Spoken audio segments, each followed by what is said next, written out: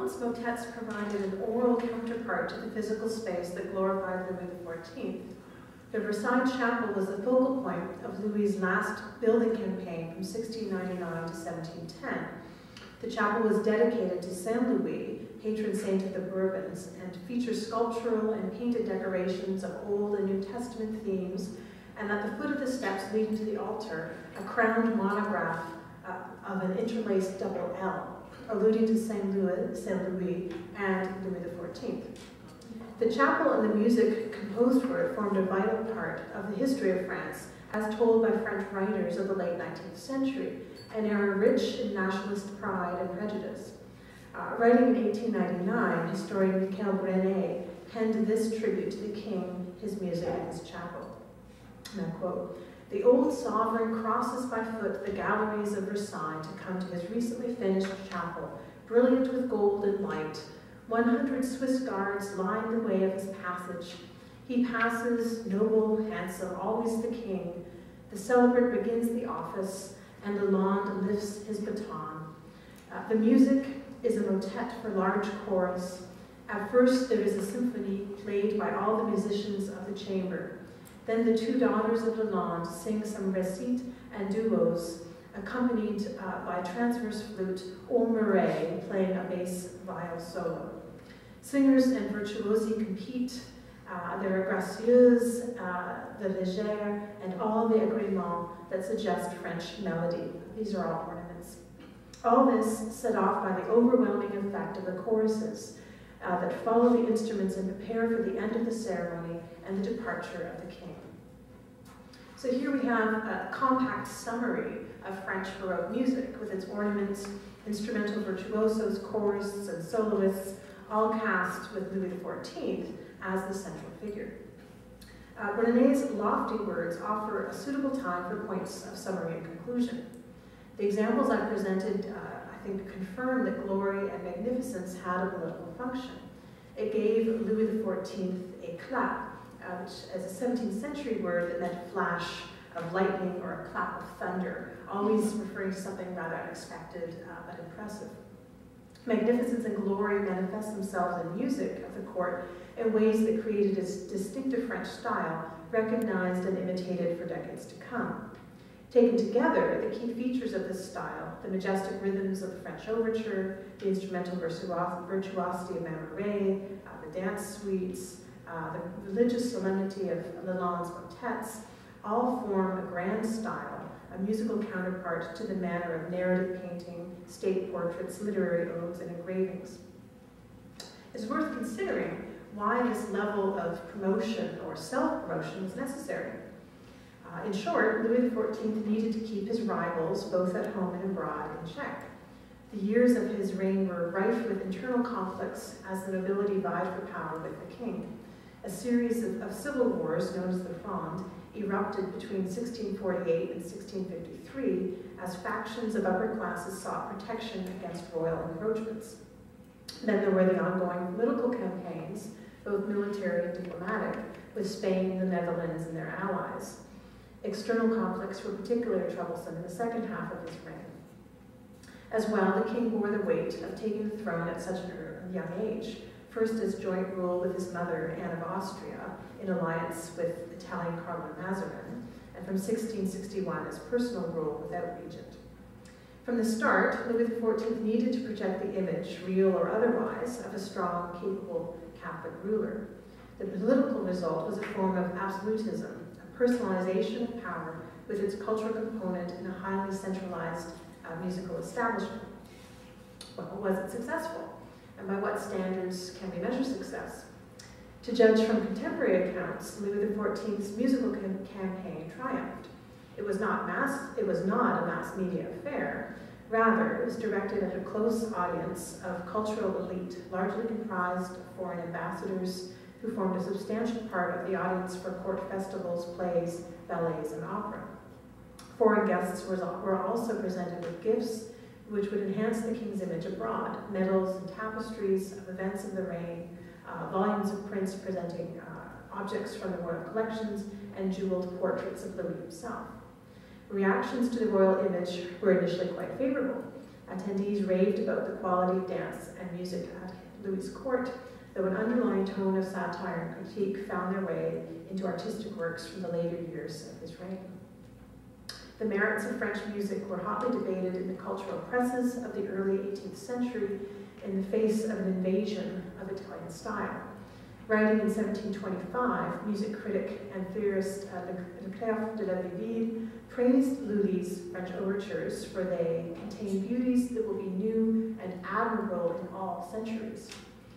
Well, just 25 or so years later, in 1758, theorist Jean de Rome observed that the overtures of Lully, completely insipid and all fashioned from the same mold, have been the unchanging model for over 60 years for those who have followed. During this time, there has been only one overture at the opera. By the mid-18th century, sweeping changes in musical style and taste left the music of Louis XIV largely forgotten.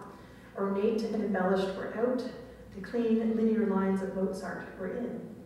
The cult of Louis XIV and his music was first revived in the highly nationalist writings of René, whom I just quoted a moment ago, and his 19th century colleagues, eager to carve out the high points of French cultural history. For modern audiences, music is intrinsically linked to the image of Louis XIV, the Sun King, for whom music served both pleasurable and political ends. Thank you.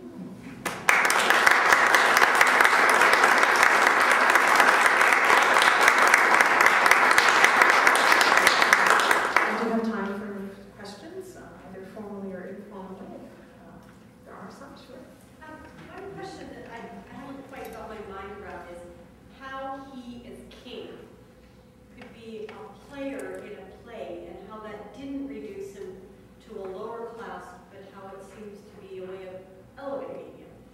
I mean, it seemed that he was a player or a dancer in a play or skit or dance. He was reducing himself to the level of the other participants. Yeah, I'll just quickly paraphrase in case others couldn't hear the question or comment. It was essentially how Louis XIV, how his status wasn't actually reduced by being in these plays and ballets rather than elevated, so how that worked. Well, first, it's important to keep in mind that being a good dancer, learning to play instruments, was part of a good education, part of a princely education. So it was actually, having those attributes was seen as a sign of a very high class, very like a leisure class, which almost existed only among the nobility or very high classes. So having the ability to dance or to play instruments was actually written about as something of high cultural attainment. So more broadly, it's completely foreign, I think, for us to think of audience and performers mixing in the way that they did not only in the 17th century, but a little bit later beyond that.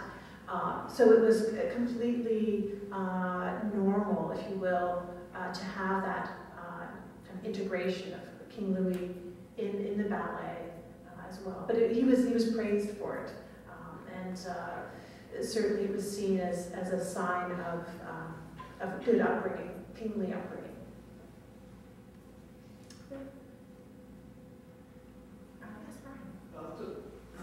Maybe you might be able to explain to me, I've always been fascinated by some of the titles of some of the movements you see, like they're called La Madeleine or something like that. Do you know anything about that, and is it unique to French music?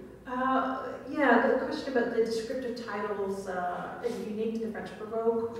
What's up with that? I'm not quite sure where it originated, but it is something that goes beyond French Baroque. I'm thinking of 19th century character pieces, Chopin and others that have very fanciful titles that seemingly may or may not have anything to do with the music. But this sort of programmatic gesture is a term we use to refer to music, that instrumental music that embraces non-musical ideas. It sometimes becomes sort of a pastime, if you will. One person starts it up, and then it's almost sort of self-commentary. So in terms of the exact origin of it, I'm not quite sure kind of where to mark that. But it seems to be a particularly French thing to do, but not exclusively 17th century. Yeah, in the case of the tombeau, though, it's referring, that very specifically referred to a memorial or some kind of a piece in honor of someone. Yes? Coming back to the question of the risks that you take by participating. He may have been a very good dancer. I guess he can count on the court reporters as finding his performance elegant, no matter what he did. But did he also play an instrument particularly?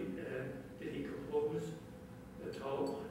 I'm not aware of any compositions. Certainly, if anyone else is, feel free to mention. I'm not aware of any compositions.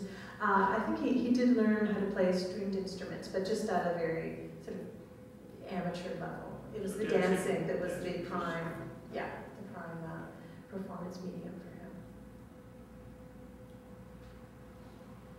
We have examples of other rulers, of course, taking a chance at the piano and doing it. Exactly, yes. Certainly having a musical or dance education and then presenting it, for sure. And not just in France, but elsewhere. As a prime minister. There you go.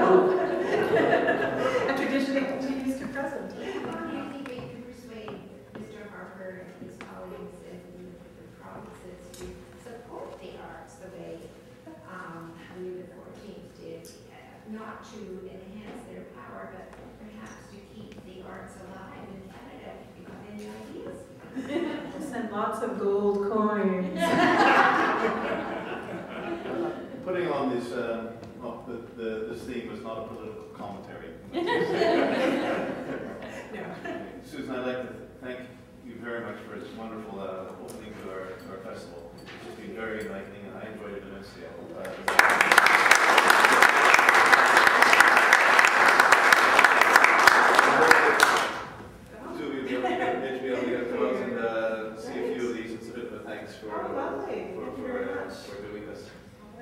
Thank you again. Well, I'm up here. I just wanted to say one thing I'm thinking about is you were talking about the viola da gamba. A lot of people out here don't know the name Paolo Pandolfo, who is coming to be the viola da gambist. It's difficult to write these in the promotions or whatever, but off the record, he's probably considered Martin Bonham, we know. When I mentioned him, he says he's the best in the world. This guy is. There used to be. Some of you probably know about Jordi Savall, who was the leading viola da gambist. Well, Paolo was his student, and people say that he has surpassed the master. And he will be, his solo performance on Thursday evening will be a gem, and he's quite an extrovert as well. But he will be showing the viola da gamba being probably found as apex in French Baroque music.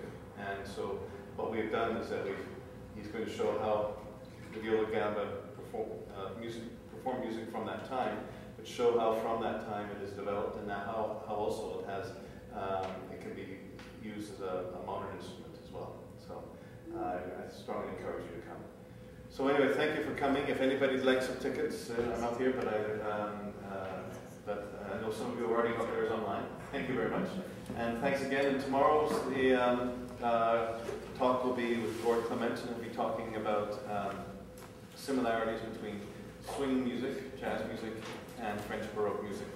And that'll be a very informative meeting, and quite entertaining, I think, as well. I don't know if we'll have people dancing in the aisles at the end. Yes, I'll be putting this on the website, and as will, I should say is that we plan to. It's the first time we're trying it, so we hope to have it on, and it'll probably be on